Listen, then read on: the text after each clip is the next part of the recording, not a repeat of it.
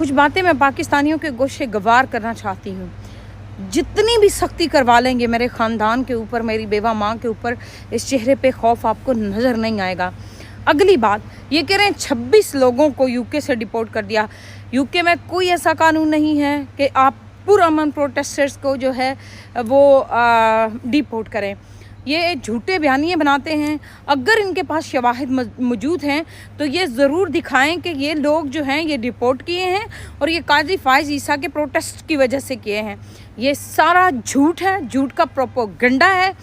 अगली बात, पीटीआई का प्रोटेस्ट 7 बजे ख़त्म हो चुका था। जिन लोगों ने भी काजी फ़ाइज़ ईसा की गाड़ी के पीछे आगे जो भी प्रोटेस्ट किया है, जो वो अपना हक समझते हैं, और उनमें से कोई भी बंदा सो फार मेरी लिस्ट में जो है वो कोई डिपोर्ट नहीं हुआ और वो 26 लोग थे भी नहीं।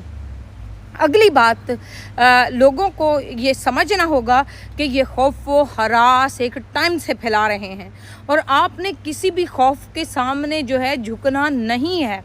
आप फ़लस्तीन को देख रहे हैं, ऐसे बच्चे जो इसी जंग के दौरान पैदा हुए हैं और इसी जंग में शहीद हो गए हैं, उनकी आंखें भी नहीं खुलने दी गई हैं।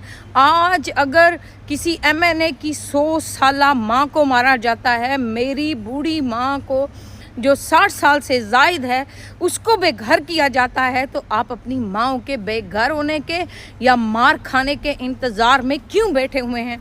ये हर अफराद की जंग बन चुकी है, हर फर्दे वाहद की जंग बन चुकी है।